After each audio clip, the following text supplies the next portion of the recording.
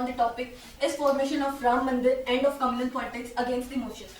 तो हमें ये जानने से पहले कि क्या राम मंदिर के बनने से ही कम्युनल पॉलिटिक्स एंड हो सकती है, इससे पहले हमें कम्युनल पॉलिटिक्स के बारे में जानना पड़ेगा। कम्युनल पॉलिटिक्स वो है जहाँ पे धर्म को आधार रखकर पॉलिटिकल पार्टीज अपने बेनिफिट्स को देखकर किसी भी एक धर्म को बेस बनाकर वोट बैंक को अपनी तरफ अट्रैक्ट करती हैं। अगर हम ये जानना चाहें कि कम्युनल पॉलिटिक्स आखिर शुरू कैसे हुई, कम्युनल पॉलिटिक्स हमेशा से कॉलोनियल रूल से पहले से ही चल रही थी, मगर कॉलोनियल रूल के टाइम पे जब ब्रिटिशर्स ने हमारी यूनिटी को एक थ्रेट के रूप में जाना तो अपनी डिवाइड एंड रूल की पॉलिसी के थ्रू कुछ ऐसे प्रो ब्रिटिशर्स को अपॉइंट किया जो लोग हिंदू और मुस्लिमों के बीच में डिस्प्यूट्स क्रिएट करें। इसी का फॉर्मेशन कुछ ऐसे एलाइड ग्रुप्स में हुआ जो आगे जाके पॉलिटिकल पार्टी भी बने, जैसे कि मुस्लिम लीग, वही जो केवल मुस्लिमों के हित के बारे में ही बात करता था। उधर ही हिंदुओं को भी अपने हितों के बारे में ज़रूरत पड़ी तो उन्होंने आरएसएस जैसे संगठन का निर्माण किया। ऐसे ही अनेक संगठन बनने शुरू हो गए जो हिंदू और मुस्लिमों की ऐसी रेडिकलिज्म की ये फीलिंग्स लोगों में डेवलप करने लग गए, जो लोगों के माइंडसेट को रिलीजियस बिलीव्स को ऊपर रखने लग गए। और यही सब कुछ पार्टीशन के टाइम पे इतना ज़्यादा बढ़ गया, उस दौरान हुए गए कम्युनल राइट्स के कारण लोगों के मन में धर्म ही सुपीरियर हो गया था और उसी का यूज़ पॉलिटिक्स में इंडिपेंडेंस के बाद में हुआ। मैं विजय बामू। आज का टॉपिक राम मंदिर निर्माण से सांप्रदायिक राजनीति समाप्त होगी या नई शुरुआत होगी, इस विषय पर पक्ष में अपने विचार प्रस्तुत करूंगा। निश्चित रूप से ही राम मंदिर निर्माण से सांप्रदायिक राजनीति समाप्त होगी, इसके संकेत मिले हैं। भाजपा जो पहले राम मंदिर निर्माण को अपना प्रमुख राजनीतिक मुद्दा मानती थी, अब विकास व अन्य मुद्दों पर भी ध्यान केंद्रित कर रही है। यह स्पष्ट करता है कि पार्टी धर्म आधारित राजनीति को छोड़कर समग्रशील रणनीति बनाने की ओर अग्रसर है। राम मंदिर निर्माण पर सुप्रीम कोर्ट के फैसले के अनुसार जहां विवादित भूमि पर राम मंदिर निर्माण बनाया जाना प्रस्तावित था, वहीं अल्पसंख्यक वर्ग के हितों की रक्षा करते हुए मस्जिद निर्माण के लिए सरकार को 5 एकड़ भूमि उपलब्ध कराने का आदेश दिया। इससे बहुसंख्यक समुदाय की जायज मांग का सम्मान किया गया एवं अल्पसंख्यक वर्ग के हितों की रक्षा की गई। इससे भारत में बहुसंस्कृतिवादी तत्व मजबूत होंगे। राम मंदिर निर्माण से वर्षों से चले आ रहे तनाव और अशांति का माहौल कम होगा एवं अयोध्या विश्व पटल पर एक धार्मिक केंद्र के रूप में विकसित होगा। जिस प्रकार दक्षिण भारत में तिरुपति बालाजी का मंदिर जो सालाना लाखों श्रद्धालुओं को आकर्षित कर वहाँ के स्थानीय आर्थिक विकास में महत्वपूर्ण भूमिका निभाता है, आने वाले समय में अयोध्या भी आर्थिक विकास का केंद्र बनेगा। आर्थिक सशक्तिकरण का फायदा किसी एक समुदाय विशेष को न होकर संपूर्ण क्षेत्र को मिलेगा। आर्थिक सशक्तिकरण कहीं ना कहीं सांप्रदायिक राजनीति में कमी करेगा। राम का संबंध केवल भारत से ही न होकर विश्व के अन्य देश जैसे म्यांमार, थाईलैंड, कंबोडिया आदि राष्ट्रों से भी है। यह भारत की सांस्कृतिक कूटनीति को मजबूती प्रदान करेगा एवं अयोध्या को विश्व पटल पर एक तीर्थ स्थल के रूप में विकसित करेगा। राम मंदिर निर्माण को हमें विवादित भूमि पर केवल एक मंदिर स्थानांतरण का मुद्दा मात्र ही मानना चाहिए, इससे भविष्य में सांप्रदायिक राजनीति में कमी होगी। राम मंदिर निर्माण से राष्ट्र में धर्मनिरपेक्ष तत्व मजबूत होंगे। सरकार द्वारा सभी वर्गों एवं धर्मों का सम्मान किया गया एवं विवाद को सुलझाने के लिए कानून का सहारा लिया गया। भारतीय संविधान में राज्य को धर्म से निष्पक्ष रखा गया है, न कि पश्चिमी राष्ट्रों की भांति तटस्थ। सरकार राज्य चाहे तो सभी धर्मों के संवर्धन में सहायता कर सकता है एवं लोक कल्याण और लोक व्यवस्था के आधार पर धर्म में हस्तक्षेप भी कर सकता है, जिसकी व्याख्या सुप्रीम कोर्ट ने सबरीमाला केस के दौरान अनुच्छेद 25 की व्याख्या करते हुए अनिवार्य परीक्षण सिद्धांत के दौरान दी थी। राम मंदिर निर्माण राम राज्य की स्थापना की दिशा में प्रथम कदम है, जिसकी संकल्पना महात्मा गांधी के द्वारा रखी गई, जिसके अनुसार राम राज्य का तात्पर्य हिंदू राष्ट्र से न होकर ऐसे राष्ट्र से है जहां सभी को बराबर अधिकार दिए जाएं। धन्यवाद।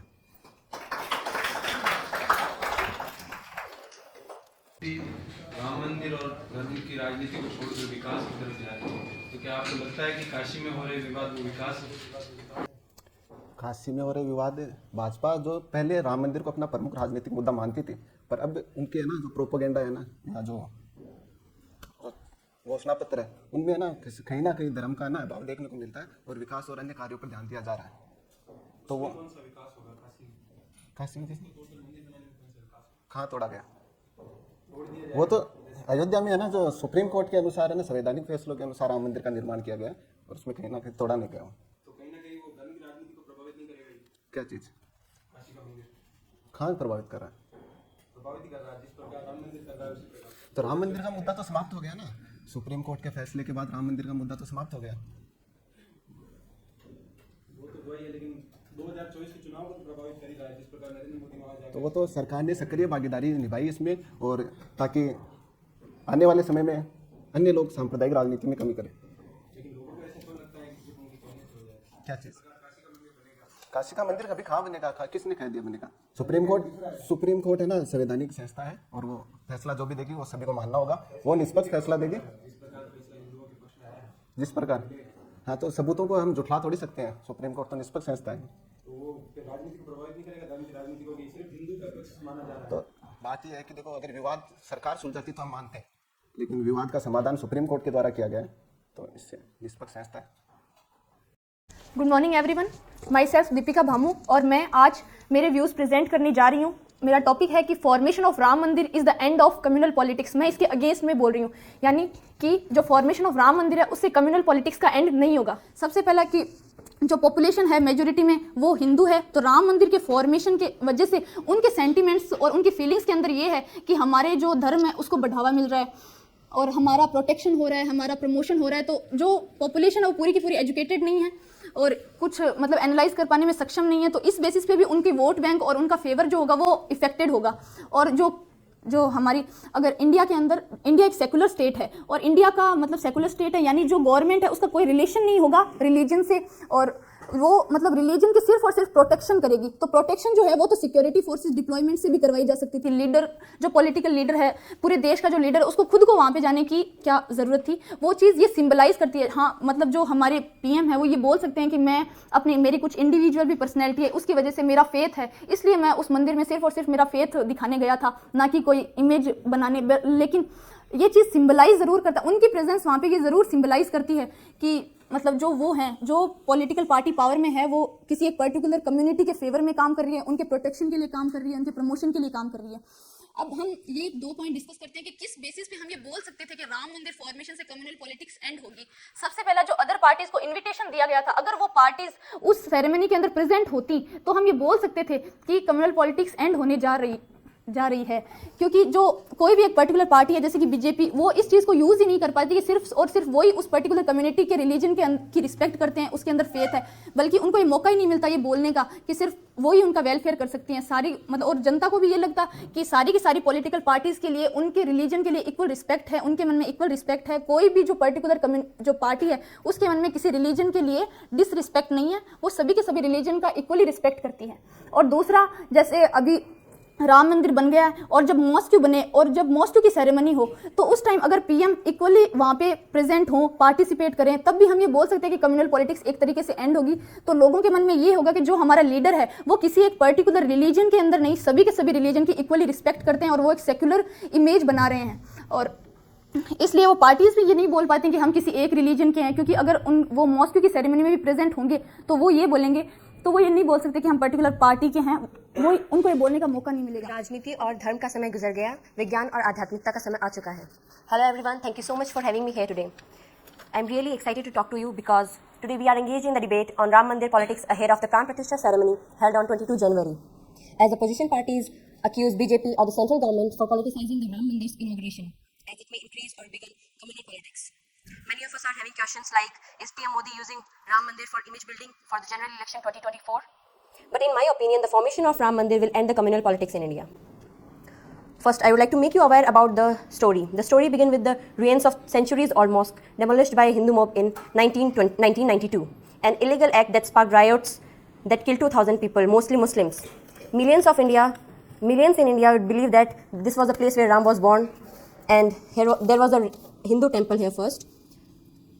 On the occasion of Pran Pratishtha in Ayodhya, BJP and PM Modi have unapologetically led the Mandir rituals across the country. The opposition is mostly staying out of this, and some are even criticizing the Modi government for what they claim is a religious ceremony being turned into a political spectacle. All those is of course in the build-up for the 2024 general elections.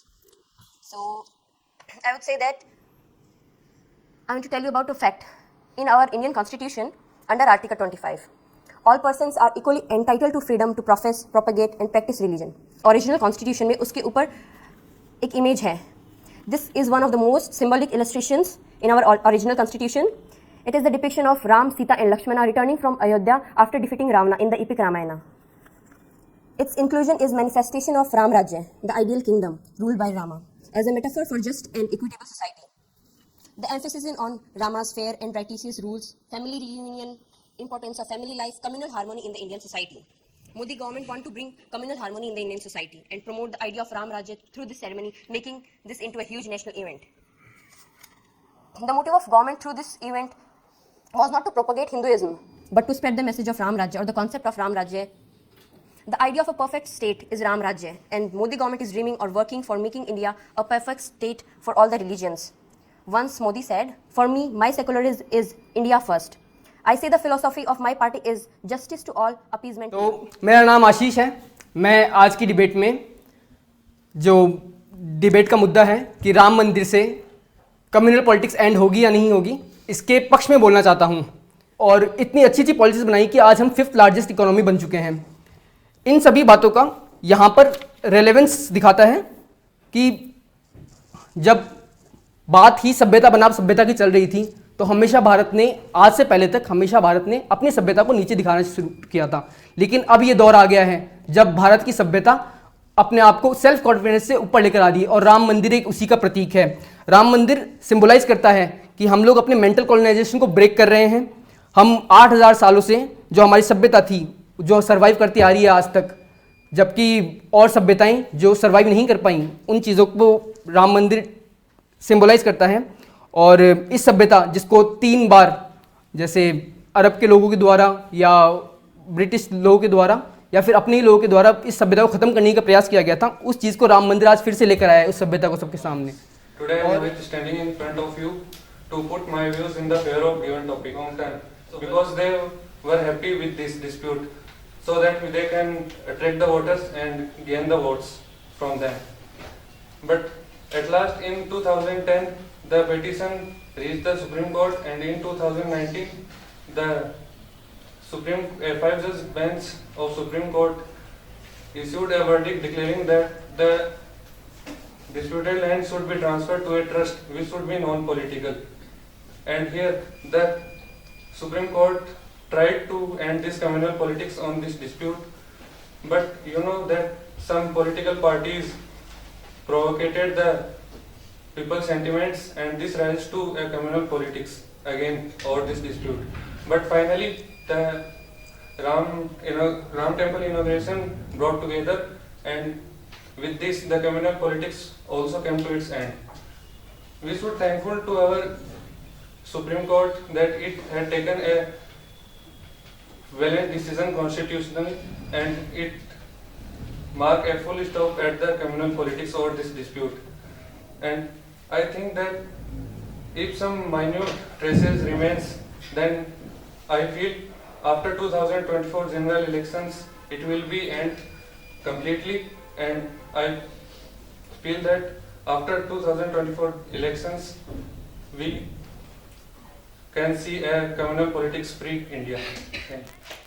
आज के विवाद प्रतियोगिता के विषय में विपक्ष में अपने विचार प्रस्तुत करना चाहती हूँ। 75 सालों के से ही आजादी के इतने सालों के बाद भी लोग धर्म और जाति से ऊपर नहीं उठ पा रहे हैं। दूसरे शब्दों में कहें तो इन्हें धर्म और जाति के से ऊपर उठाने दिया ही नहीं जा रहा है।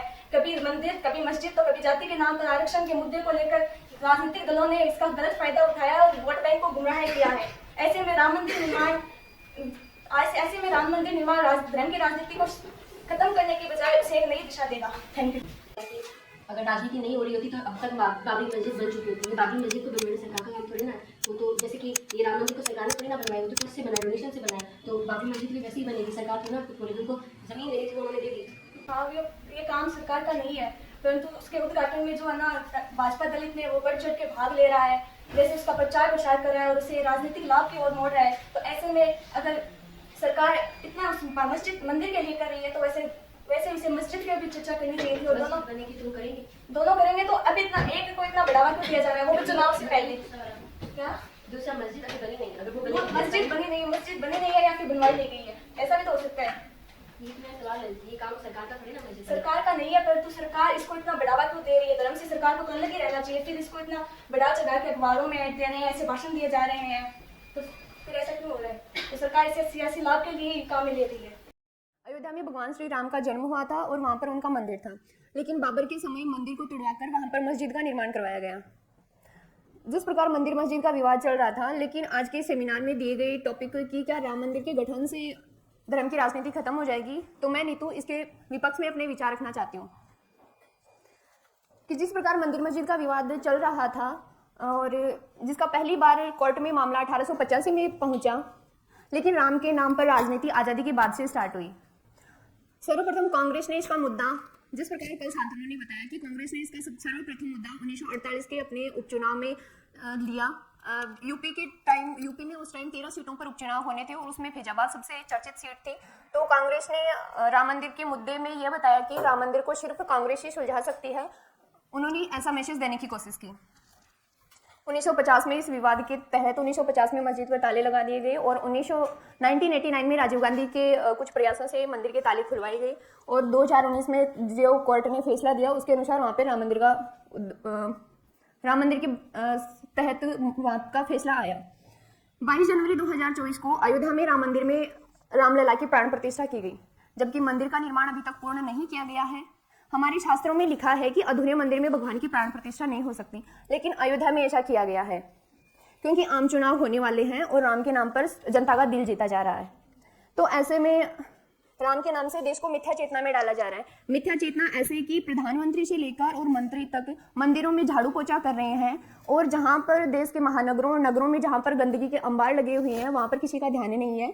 साफ जगह पर सफाई करके फोटो सेशन लिए जा रहे हैं, इसी को कहते हैं मिथ्या चेतना।